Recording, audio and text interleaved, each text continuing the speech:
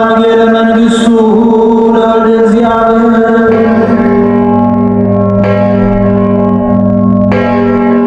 ዛሬ ባለን ቆይታ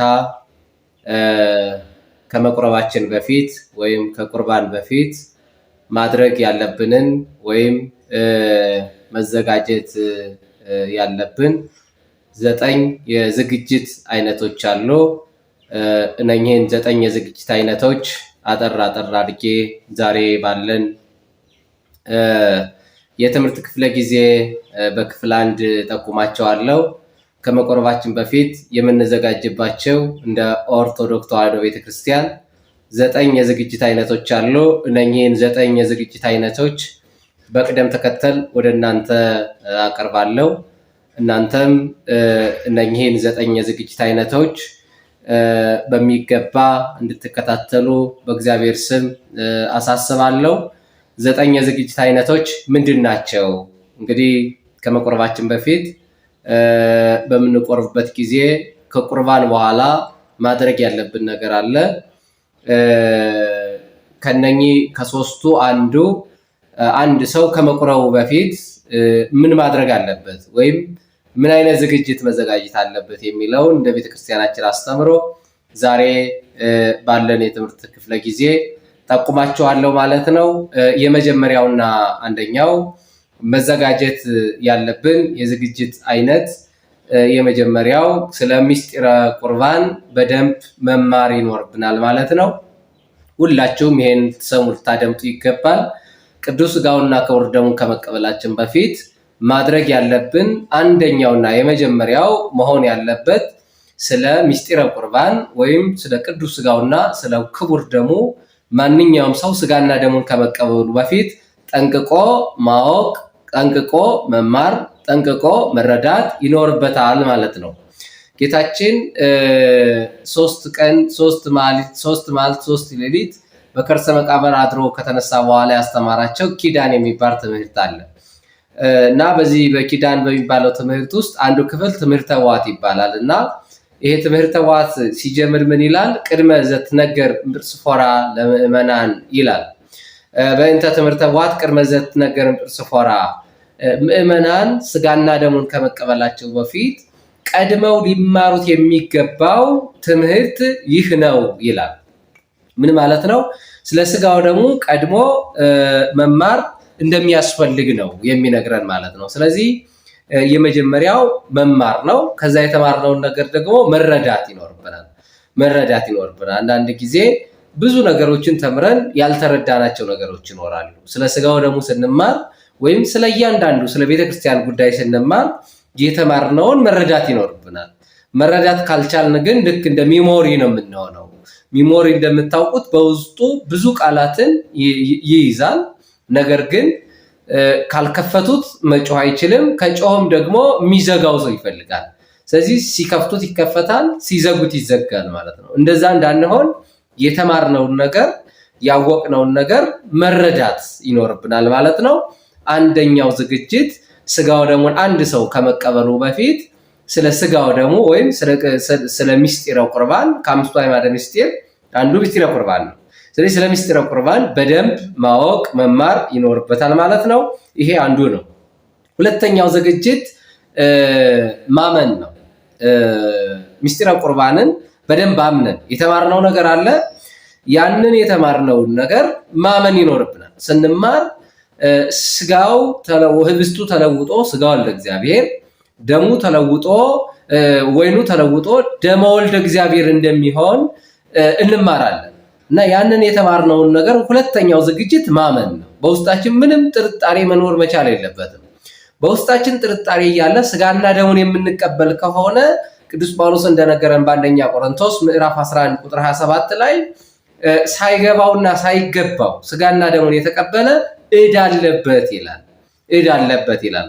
የዚህ የምንነጋገርበት የመጀመሪያው ክፍልም ዋናው መሪ ጥቅስ ይሄ ነው። ሥጋና ደሙን ሳይገባውና ሳይገባው የሚቀበል ዕዳ አለበት። ስለዚህ ሳያምን እየተጠራጠረ ወይኑ ተለውጦ ደሙ ወልደ እግዚአብሔር፣ ህብስቱ ተለውጦ ሥጋ ወልደ እግዚአብሔር እንደሚሆን ባለማመን ሆኖ የሚቀበል ካለ ዕዳ አለበት። እንደውም አባ ሕርያቆስ በቅዳሴ ማርያም ምን ይላል? እሳት በላይ ለአማጽያን ለእለ ይክህዱ ስሞ ይላል። ለሚክዱ ሰዎች፣ ጥርጥር ላላቸው ሰዎች፣ ፍጹም እምነት ለሌላቸው ሰዎች ስጋና ደሙን ቢቀበሉት ዕዳ አለባቸው እያለ ይናገራል። ስለዚህ በጥርጥር ሆኖ ስጋና ደሙን መቀበል በዕዳ ላይ ዕዳ፣ በፍዳ ላይ ፍዳ መጨመር ነው ማለት ነው። ስለዚህ ይሄ እንዳይሆን ስጋና ደሙን ስንቀበል በማመን ሆነን እሳት ማህያዊ ለእርቶ እሳት የሚለው ስጋና ደሙን ነው። እሳት ማህያዊ ለእርቶ ለያምኑ ምንድነው? ለሚያምኑ ሰዎች ሕይወት የሚሰጥ ነው አለ ጌታችን በወንጌል ላይ ሲያስተምር። ዮሐንስ ወንጌል ምዕራፍ 6 ከቁጥር 50 ጀምረን ስንመለከት ስጋዬን የበላ ደሜን የጠጣ የዘላለም ሕይወት አለው ነው። ስለዚህ ለሚያምኑ ሰዎች ሕይወት ይሆናቸዋል፣ ለማያምኑ ሰዎች ደግሞ ዕዳ አለባቸው ይላልና ሁለተኛ አንድ ሰው ስጋና ደሙን መቀበል ሲያስብ በእምነቱ ፍጹም እንደሆነና እንዳልሆነ ራሱን መፈተሽ ይኖርበታል። እግዚአብሔር ከሱ ጋር እንዳለና እንደሌለ በስጋው ደሙ ዙሪያ ያለውን መረዳት ማረጋገጥ ይኖርበታል። ይሄ ሁለተኛው። ሶስተኛው ዝግጅት ንስሐ። ንስሐ ሳንገባ ስጋና ደሙ መቀበል አንችልም። ማንኛውም ሰው ንስሐ ገብቶ ስጋና ደሙ መቀበል አለበት። ቅዱስ ዮሐንስ ሲያስተምር መንግስተ ሰማያት ቀርባለችና ንስሐ ግቡ፣ ጌታችንም ሲያስተምር ንስሐ ካልገባችሁ ሁላችሁም ትጠፋላችሁ ነው። ስለዚህ ስጋና ደሙን ታጥቦ ውስጥን ንጹህ አድርጎ ስጋና ደሙን መቀበል ያስፈልጋል። የነፍስ የንጽህና መጠበቂያ የሚባሉ በቤተ ክርስቲያናችን አሉ። ከነዚህ መካከል አንደኛው ንስሐ ነው ማለት ንስሐ ነው። ስለዚህ በንስሐ ውስጥ ንጹህ አድርጎ ነው ስጋና ደሙ መቀበል የሚቻለው። ንስሐ ሳይቀበሉ ምን አለበት በሚል ስጋና ደሙን መቀበል አይቻልም። ዕዳ አለበት ነው ሳይገባው የተቀበለ የተባለው ንስሐ ሳይገባ ማለት ሳይጸጸት ማለት ንስሐ ማለት መጸጸት፣ መመለስ፣ መቀየር፣ መለወጥ ስለሆነ ስለዚህ ይሄን ሳናደርግ ስጋና ደሙን እንዳንቀበል መጠንቀቅ ይኖርብናል። ይሄ ሶስተኛው ነው። አራተኛው ስጋና ደሙን የምንቀበለው ጾመን መሆን መቻል አለበት። ማለትም 18 ሰዓታትን እንጾማለን። 18 ሰዓት ከጾምን በኋላ ስጋና ደሙን እንቀበል። 18 ሰዓት የምንጾምበት ምክንያት የክርስቶስን ሕማሙን፣ ሞቱን፣ መከራውን ለማሰብ ነው። ክርስቶስ በጸሎተ ሐሙስ ምሽት 3 ሰዓት ተያዘ። ዓርብ እስከ 9 ሰዓት ድረስ መከራ ተቀብሏል። ከዚህ በኋላ ቅድስት ስጋውን ቅድስት ነፍሱን ከቅዱስ ስጋው ለይቷል። ነገር ግን ቅዱስ ጴጥሮስ እንደነገረን ሞተ በስጋ ወሐይቦ በመለኮት፣ በስጋ ሞተ በመለኮት ግን ሕያው ነው። መለኮት ከነፍሱም ከስጋም እንዳልተለየ በዚሁ መረዳት ይኖርብናል። ነገር ግን 18 ሰዓት ክርስቶስ መከራ ተቀብሏል። 18 ሰዓት በመጾም ከውስጣችን ያለው ሲጠፋ ያኔ ስጋና ደሙን እንድንቀበል ቤተክርስቲያናችን ስራ ሰርታለች። ስለዚህ ስጋው ደግሞ የሚቀበል ሰው 18 ሰዓት ጾሞ ስጋና ደሙን መቀበል ይኖርበታል። ይሄ አራተኛው ነው። አምስተኛው በጋብቻ ያለን ሰዎች ካለን ከሩካቤ ስጋ ለ3 ቀን ያህል መከልከል ይኖርብናል። ለክብረ ስጋው ደሙ ሲባል ስጋው ደሙን ለመቀበል ስጋዊ ተድላ ደስታ አድርገን ሳይሆን ከሩካቤ ስጋ ተከልክለን መሆን መቻል አለበት። ስለዚህ በጋብቻ ያሉ ሰዎች ከሩካቤ ስጋ ለ3 ቀን ያህል ተከልክለው ስጋና ደሙን መቀበል ይኖርባቸዋል ማለት ነው። ስለዚህ ይሄን ለማድረግ ከሩካቤ ስጋ መከልከል ይጠይቃል ማለት ነው። ይሄ ቅድመ ዝግጅት ነው ማለት ነው። ላላገቡ ደግሞ በድንግልና በንጽህና ጸንተው የእድሜ ገደብ የለውም ስጋና ደሙን መቀበል ይኖርብናል። በየትኛው የእድሜ ክልል ውስጥ ብንሆን ስጋና ደሙን መቀበል እንችላለን። ነገር ግን ያላገቡ በድንግልና በንጽህና ጸንተው፣ ያገቡ ለ3 ቀን ያህል ከሩካቤ ስጋ ተከልክለው ስጋና ደሙን መቀበል አስፈላጊ ነው። የቤተክርስቲያናችን አስተምሮ ነው። ስድስተኛው ንጹህ ልብስ ለብሶ ስጋና ደሙን መቀበል ይኖርብናል። ንጹህ ልብስ ለብሶ ማለት ያለንን አጥበን ንጹህ አድርገን። ብዙ ጊዜ ስጋና ደሙን ለመቀበል ስንመጣ ወይም ቅዱስ ስጋና ክቡር ደሙን ለመቀበል ስንመጣ ወይም ልንቆርብ ስንመጣ ነጭ ልብስ ለብሰን መምጣት የተለመደ ነው። በጣም መልካም ነው። ሰማያውያን የመሆናችን ምልክት ነው። የተድላ የደስታ ምልክት ነው። በጣም ብዙ ትርጉም አለው ነጭ ልብስ። ስለዚህ ነጭ ልብስ ለብሶ ስጋና ደሙን መቀበል፣ ከሌለን ደግሞ ያለንን አጥበን ንጹህ አድርገን በዋናነት ልባችን ማጠብ ልብሳቸውን የሚያጥቡ ብፁዓን ናቸው ይላል ባለራዕዩ ቅዱስ ዮሐንስ በራዕየ ዮሐንስ ምዕራፍ 22 ላይ ቁጥር 15 ላይ ልብሳቸውን የሚያጥቡ ብፁዓን ናቸው፣ ሙዳን ናቸው፣ ክቡራን ናቸው ይላል። ልብስ ያለው ሰውነታችን ውስጣችንም ውጫዊ ልብሳችንም ገላችንም ማጠብ ማዘጋጀት ይኖርብናል ማለት። ስለዚህ ገላችን ታጥበን ልብሳችን አጥበን ስጋው ደግሞ ንጹህ ልብስ በመልበስ መቀበል ከኔና ከናንተ ይጠበቃል። ይሄ ቅድመ ዝግጅት ስድስተኛው ቅድመ ዝግጅት ነው። ልብስን አጥቦ ስጋና ደሙን መቀበል የሚለው ስድስተኛው ቅድመ ዝግጅት ስለሆነ ይሄንን ማድረግ ይኖርብናል ማለት ነው። ነጭ ልብስ እንኳን ባይኖረን ያለንን አጥበን ንጹህ አድርገን፣ ነገር ግን ከሰዓት ልንቆርብ ጧት አይደለም የምንታጠበው። ነገ የምንቆርብ ከሆነ ዛሬ ነው ገላችንም የምንታጠበው ልብሳችንም የምናጥበው። ቅድመ ዝግጅታችን ቀድመን እንደ ትላንት ዛሬ ልንቆርብ እንደ ትላንት መዘጋጀት ይኖርብናል። ይህንን ሁሉም ሰው ሊያደምጠው በተግባርም ሊኖረው ይገባል ብዬ አስባለሁ። ሰባተኛው ፈሳሽ ነገር ካለብን ከስጋው ደሙ መከልከል ይኖርብናል። ከወንዶችም ከሴቶችም። ለምሳሌ ከወንዶች ፈሳሽ ነገር ካለ፣ ትኩስ ቁስል ካለ፣ እንቅፋት መቶን ከሆነ በቂ ዝግጅት እንኳን አድርገን ልንቆርብ ወደ ቤተክርስቲያን እየሄድን እንቅፋት ቢመታት ደም ቢፈሰን ከስጋው ደሙ መከልከል ይኖርብናል። ለክብረ ስጋው ደሙ ሲባል ለክብረ ቤተክርስቲያን ሲባል ወደ ውስጥ እንኳን መግባታችን አቆመን ውጭ ሆነን ማስቀደስ ይኖርብናል ማለት ነው። ምክንያቱም የሚፈስ ነገር እያለ ወደ ውስጥ መግባት ትክክል ስላልሆነ፣ ስለዚህ እንቅፋት መቶን ከሆነ ትኩስ ቁስል ካለ ቁስሉ እስኪደርቅ ድረስ ጠብቀን ስጋና ደሙን በጥንቃቄ መቀበል ይኖርብናል። ወደ እህቶቻችን ስንሄድ አንደኛ ወርሃዊ ልማድ ካለ ከስጋውና ደሙ መከልከል ይኖርባቸዋል ማለት ነው። ስለዚህ ወርሃዊ ልማድ ያላት አንዲት ሴት ስጋና ደሙን በድፍረት ምን አለበት ብላ መቀበል የለባትም። ስለዚህ ከዛ ስትነጻ ስጋና ደሙ መቀበል ይኖርበታል። በተመሳሳይ መንገድ እንደ ወንዶቹ ቁስል ካለ፣ ትኩስ ቁስል ካለ፣ እንቅፋት ከመታን፣ የተለያየ አደጋ ከደረሰብን ከስጋና ደሙ ተከልክለን ቆይተን ከዛ ነፃ ስንሆን ስጋና ደሙን መቀበል ይኖርብናል። ይሄ ሰባተኛው ዝግጅት ነው። ስምንተኛው አስቀድሰን መቁረብ ይኖርብናል። አስቀድሰን ብቻ አይደለም፣ ኪዳኑን አስደርሰን ቅዳሴውን አስቀድሰን ከኪዳኑ ነው የሚጀምረው። ቅዳሴ ሳያስቀድሱ ቅዱስ ስጋውን ክቡር ደሙን መቀበል መቁረብ ትክክል አይደለም። ስጋና ደሙን የሚቀበሰው አስቀድሶ መቁረብ መቻል አለበት። የቻለ ጸበል የሚጠጣ አስቀድሶ ጸበል ቢጠጣ የተሻለ ነው። ስጋና ደሙን ለመቀበል ግን የግድ አስቀድሶ ስጋና ደሙን መቀበል ይሄ ግዴታ ምንድነው አማራጭ የሌለው ግዴታ ነው ማለት ነው። ስለዚህ አንድ ሰው ኪዳኑንም አስደርሶ ቅዳሴውንም አስቀድሶ ስጋና ደሙን መቀበል ሌላኛው ስምንተኛው መስፈርት ነው ወይም ቅድመ ዝግጅት ነው። ስለዚህ እነኚህን ነገሮች እያሰብን ስጋና ደሙን ለመቀበል መዘጋጀት ይኖርብናል።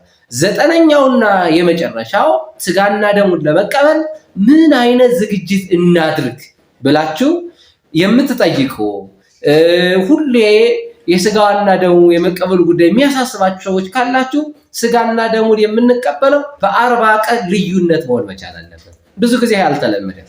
በየሳምንቱም ይቆርባሉ፣ በየ3 ቀኑም ይቆርባሉ፣ በየ2 ሳምንቱም ይቆርባሉ። ይሄ ትክክል አይደለም። ቤተክርስቲያናችን አስተምሮ አይደለም። ቤተክርስቲያናችን የምታስተምረው በ40 ቀን ልዩነት ማለት አንድ ሰው ከቆረበ ለመቁረብ ድጋሚ 40 ቀን መጠበቅ ይኖርበታል ማለት ነው። ሐሳባችን ስናጠቃልል ይሄ 3 ነገሮችን አያካትትም። ይሄ 9 መስፈርት 3 ነገሮችን አያካትትም። አንደኛ ህፃናትን አያካትትም። የሚችሉትን ዝግጅት አድርገው መቁረብ ይችላሉ ህፃናት። ሁለተኛ አረጋውያንም እንዲሁ የሚችሉትን ዝግጅት በቃ ለስጋው ደግሞ ይመጥናል የሚሉትን፣ ለቤተክርስቲያን ይመጥናል የሚሉትን፣ ለሃይማኖቴ ለክርስትና ይመጥናል የሚሉትን አቅማቸው የሚፈቅደውን ያለ አቅማቸው መቼም ተሸክሙ አይባል፣ እግዚአብሔርም አያሸክምም አይፈቅድምም። ይሄ ለምንችል ለኛ ከአረጋውያን ከህፃናት ነፃ ለሆን ነው 9 መስፈርቶች ብዬ ነገርኳቸው። ፍትሐ ነገሥታችን የሚነግረን የሚያስተምረን አባቶቻችን የሰሩን ስርዓት ይሄ ነው። ሶስተኛ የታመሙ ሰዎች ካሉ ከዚህ ነፃ ሆነው ነገር ግን የሚችሉትን አድርገው ለምሳሌ በ40 ቀን ልዩነት ነው መቆረብ ያለብን ብለን ስንል እስከ 40 ቀን የማይደርስ ችግር ቢገጥም ለሞት የሚያደርስ በሽታ ቢገጥም በመሃል ላይ የምናቆርብበት ሁኔታ ሊፈጠር ይችላል። ስለዚህ ህፃናትን፣ አረጋውያንን፣ ህሙማንን አያካትትም። ነገር ግን ሁሉ ነገር ጤናው የተሟላልን ህፃንም ያልሆን አረጋውያንም የሆን ግን 9 ያልኳቸውን አንደኛ ስለ ስጋው ደሙ መማር፣ ሁለተኛ እብሱ ተለውጦ ስጋ ወልደ እግዚአብሔር ወይኑ ተለውጦ ደሙ ወልደ እግዚአብሔር እንደሚሆን ማመን፣ ሶስተኛ ንስሐ መግባት፣ አራተኛ 18 ሰዓት ጾሞ ስጋው ደሙ መቀበል፣ ሶስተኛ ያገባን ከሩካቤ ስጋ ተከልክለን ለ3 ቀን ያህል ተከልክለን ስጋው ደሙን ለመቀበል መዘጋጀት ወይም ከ3 ቀን መከልከል። 6ኛ ንጹህ ልብስ መልበስ ወይም ንጹህ ልብስ ማዘጋጀት ለስጋው ደሙ የሚሆን።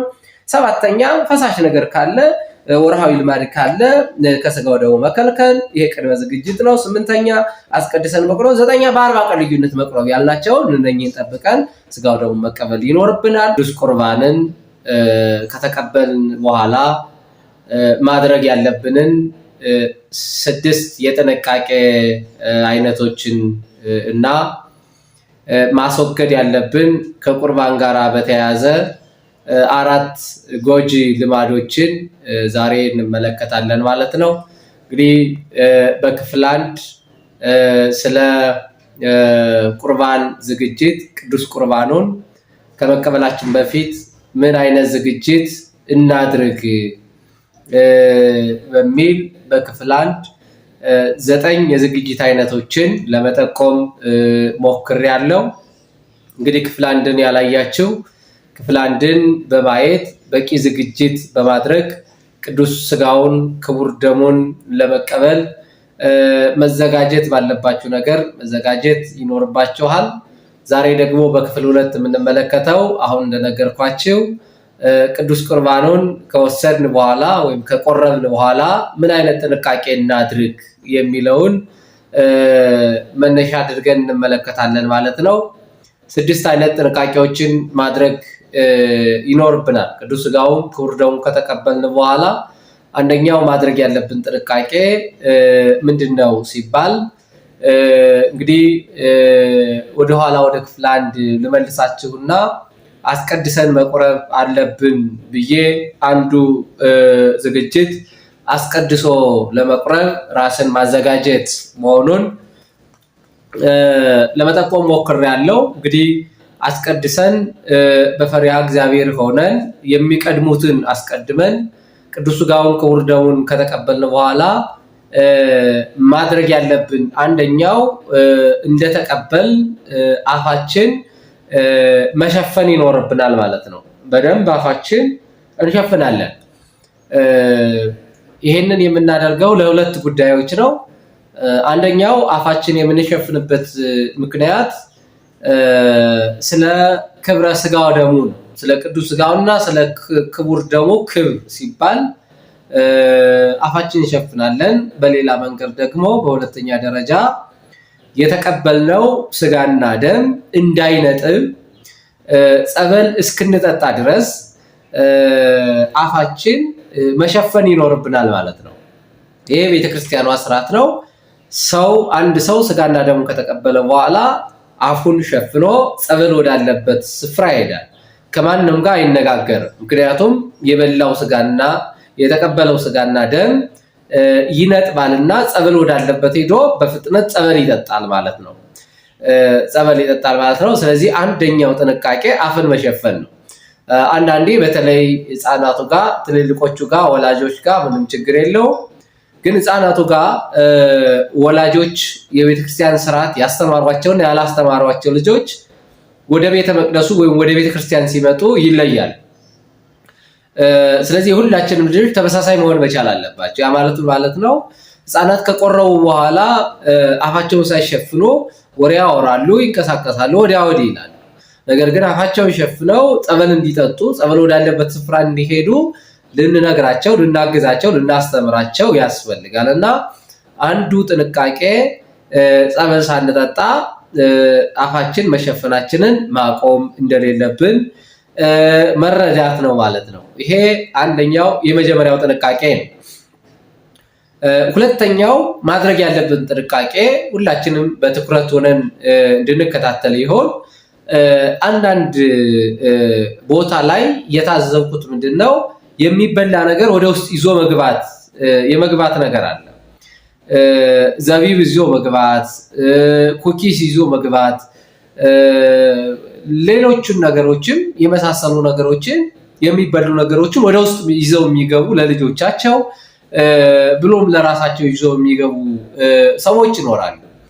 ካለማወቃቸው የተነሳ የቤተክርስቲያን ስርዓት ካለመማራቸው ካለመረዳታቸው የተነሳ ሊሆን ይችላል። ነገር ግን ትክክል አይደለም። የሚበላ ነገር ማንኛውም ሰው ወደ ውስጥ ይዞ መግባት በጣም የተከለከለ ነው። እትው በሰላም እስኪባል ድረስ ዲያቆኑ በሰላም ወደ የቤታችሁ ግቡ የሚለውን አዋጅ ከማወጁ ቀድሞ ስጋዊ ምግብ ውጭም ብንሆን መመገብ አይቻልም። ጸበልን እንጠጣለን። ከዛ በኋላ ያለውን ስርዓቱን መከታተል ብቻ፣ ከዚህ ውጭ አይፈቀድም። ስለዚህ የሚበላ ነገር ወደ ውስጥ ይዘን የምንገባ ሰዎች ካለን ማቆም አለብን። ከቆረብን በኋላ ለልጆች ብለን ለራሳችን ብለን ወደ ውስጥ ይዘን የሚበላ ነገር ይዘን እንዳንገባ በጥንቃቄ የምናደርገውን ነገር ሁሉ ማድረግ አለብን። ይሄ ሁለተኛው።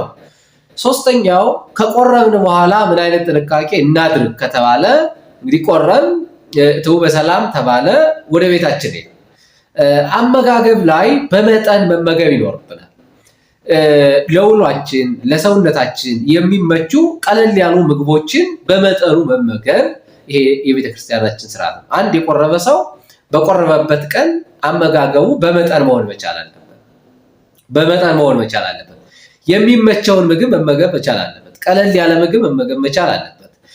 ይሄ የሚሆነው ለስጋው ደግሞ ክብር ሲባል ነው። ስለዚህ ሶስተኛው በመጠን መመገብ ስለሆነ ይሄ በርካታ ምዕመናን ስጋው ደሙን የሚቀበሉ የሚያውቁት ለልጆቻቸውም የሚያስተምሯቸው ስለሆነ ይታወቃል። ነገር ግን እኛ ከመጠቆም ከማስተማር ወደኋላ ነን። ደግመን ደጋግመን ሁሌ እናሳስባለን።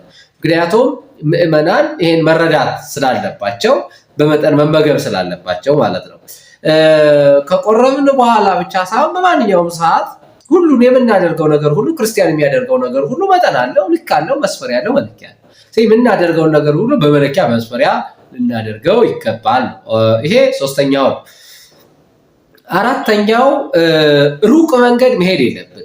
ሩቅ መንገድ ማንኛውም የቆረበ ሰው መሄድ የለብንም። ሩቅ መንገድ ሲባል ከሀገር ወደ ሀገር ሊሆን ይችላል፣ ወደ ፍርድ ቤት ሊሆን ይችላል፣ ወደ ስራ ቦታ ሊሆን ይችላል። ብቻ የትኛውም ስፍራ መሄድ የለብንም። በዛ ቀን ጉዟችንም መንገዳችንም ንግዳችንም ሁሉ ነገራችን ቅዱስ ስጋውና ክቡር ደሙ ብቻ ነው። አንዳንድ ሰዎች ቆርበው ወደ ስራ ቦታ ይሄዳል። እዛ ቦታ ደግሞ ጭቅጭቅ ያለበት ነው፣ ወሬ የሚበዛበት ቦታ ነው። ስጋና ደሙን የተቀበለ ሰው ደግሞ ወሬ ማብዛት የለበትም፣ ብዙ ማውራት የለበትም። ብዙ ነገሮች ይገጥሙናል ብቻ ከተንቀሳቀሰ። ስለዚህ ከኛ የሚጠበቀው ምንድነው? ቤታችን ቁጭ ብለን ስጋው በስጋው ደግሞ ከብረናል፣ ታትመናል፣ ቤታችን ሆኗል። ጉዞ ማድረግ አይፈቀድም። ከቤተክርስቲያን ወደ ቤት መሄድ፣ ከዚህ ውጭ ሌላ ቦታ መሄድ አይፈቀድም። ቤተክርስቲያናችን አትፈቅድም፣ አታስተምርም።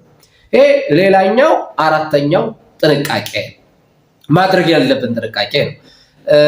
አምስተኛው ደግሞ ከቆረብን በኋላ ልጆቻችን ጨምረን ማስተማር አለብን። ከቆረብን በኋላ እጅ መታጠብ፣ ጥፍር መቁረጥ፣ ፀጉር መስተካከል ሊሆን ይችላል፣ መላጨት ሊሆን ይችላል። አይቻልም። ይሄም ሌላኛው አምስተኛው ጥንቃቄ ነው። እጅ መታጠብ፣ እግር መታጠብ፣ ሻወር መውሰድ፣ ጥፍር መቆረጥ፣ ፀጉርን መስተካከል ወይም መላጨት ይሄ አይቻልም። ስጋው ደግሞ የተቀበለ ሰው እጁን መታጠብ አይችልም፣ ጥፍሩን መቆረጥ አይችልም፣ ፀጉሩን መስተካከል አይችልም። በቃ በስጋው ደግሞ ከብሯል። ለስጋው ደግሞ ክብር ሲባል ያኔ ምንም የምናደርገው ነገር አይኖርም። ከስጋው ደግሞ የሚበልጥብን ምንም ነገር ጥፍራችን አይበልጥም፣ ፀጉራችን አይበልጥም፣ ሌላው ነገር አይበልጥም። ስለዚህ እነኚህን ሶስቱ ነገሮችን ማድረግ የለብንም። ስድስተኛውና የመጨረሻው የቆረብንበትን ልብስ እስከ ሰርክ ድረስ መልበስ ይኖርብናል። የቆረበ ሰው ቤት ሄዶ የቆረበበትን ልብስ አውልቆ ሌላ ልብስ መልበስ አይችልም። ምክንያቱም የቤተክርስቲያናችን ስርዓት ስላልሆነ፣ የቤተክርስቲያናችን ሕግም ስላልሆነ የቤተክርስቲያናችን ስርዓት በቆረበበት ልብስ እስከ ሰርክ ማለት እስከ ምሽቱ 12 ሰዓት እንጂ በቆረበበት ልብስ ደግሞ ይተኛ ብላ ቤተክርስቲያን አታስተምርም። እኔም አልላችሁ፣ እኔም የምነግራቸው ቤተክርስቲያን የምታስተምር። ስለዚህ እነኚህ 6 ጥንቃቄዎች ከቆረብን በኋላ እኛም ልጆቻችንም ልንፈጽማቸው፣ ልናደርጋቸው፣ ልንከውናቸው፣ ልንፈጽማቸው የሚገቡ ጥንቃቄዎች ናቸው። ከቆረብን በኋላ አፋችን መሸፈን፣ የሚበላ ነገር ወደ ውስጥ ይዞ አለመግባት፣ በመጠን መብላት፣ ሶስተኛው። አራተኛው ደግሞ ሩቅ መንገድ አለመሄድ፣ አምስተኛው እጅ መታጠብ፣ ጥፍር መቁረጥ፣ ፀጉር መላጨት፣ ስድስተኛው የቆረብንበትን ልብስ ሳናወልቅ እስከ ሰርክ መቆየት። እነኚህ 6 ጥንቃቄዎች ናቸው። ከቁርባን ጋር በተያያዘ ሌላኛው ሁለተኛው ነግራቸው ያለው ያልኳቸው አጠር አድርጌ ነው የምነግራቸው። ከቁርባን ጋር በተያያዘ ጎጂ ልማዶች ወይም ሰው ሰራሽ ህጎች ወይም ስርዓቶች አሉ። እነኚህ 4 ናቸው። 4ቱን ተጠቅሟቸዋል። አንደኛውና የመጀመሪያው ከቁርባን ጋር በተያያዘ ሰው በተሳሳተ መንገድ ቅዱስ ቁርባን እንዲረዳው የሚያደርጉ ሰዎች ከቤተክርስቲያን አስተምሮ ውጪ የሆነ ነገር ሲያስተምሩ፣ ሲናገሩ፣ ሲያወሩ እንሰማለን ወይም ይደመጣሉ። ይሄ ምንድነው? አንደኛው ስጋው ደሙን ከተቀበላችሁ አይናችሁ ይጠፋል፣ ትሸመግላላችሁ፣ ትደክማላችሁ፣ ትሞታላችሁ የሚሉ ከንቱ የሆኑ ንግግሮች አሉ። ወላጆቻቸው ስጋና ደሙን እንዳይቀበሉ ልጆች ስጋውና ደሙን ከተቀበላቸው አይንሽ ይጠፋል፣ አይን ይጠፋል እያሉ የሚያዘናጉ ስጋና ደሙን እንዳይቀበሉ ሰማያዊ ስንቅ እንዳይሰንቁ የሚያደርጉ ልጆች አሉ፣ የሚያደርጉ ሰዎች አሉ። ወይም ሁላችንም አንዳንዶቻችን ያንን እናደርጋለን። እንደዛ አይነት መረዳት ግንዛቤ ካለን ስጋው ደግሞ አይን ያበራል እንጂ አይን አያጠፋም። ስጋው ደግሞ ያድሳል እንጂ አያስረጅም። ስጋው ደግሞ ያበረታል እንጂ አያደክም። ስጋው ደግሞ ሕይወት ይሰጣል እንጂ አይገድልም። ትደክማለህ፣ ታረጃለህ፣ ትሞታለህ፣ አይን ይጠፋል። ይሄ ጎጂ የሆነ ልማድ ነው ወይም ባህል ነው። ይሄ ሰው ሰራሽ እንጂ ቤተክርስቲያን ሰራሽ አይደለም። ቤተክርስቲያን አስተምሮም አይደለም። አንድ ሁለተኛው ደግሞ ሴት ልጅ ወይም ወንድ ልጅ ወጣቶች በጥቅሉ ከ10 ምናምን ዓመት በኋላ ወይም ከ15 ዓመት በኋላ ስጋና ደሙን መቀበል የለባትም። አይ በቃ አንቺ እኮ ጎርምሰሻል፣ አንተ እኮ ጎርምሳል፣ ስጋና ደሙን መቀበል የለብሽም ብለው በልጆቻቸው ላይ ወላጆች ይበይናል። ወይም ሰዎች ሲናገሩ እንሰማለን ነው። ግን የቤተክርስቲያን አስተምሮ ግን አይደለም። ስጋና ደሙን እድሜ ሊገድበው አይችልም። ስጋና ደሙን የሚገድበው አንድ ነገር ነው፣ እሱም ኃጢአት። ሰው ኃጢአት ከሰራ ነው ከስጋው ደሙ ሊከለከል የሚችለው እንጂ ይቅርታ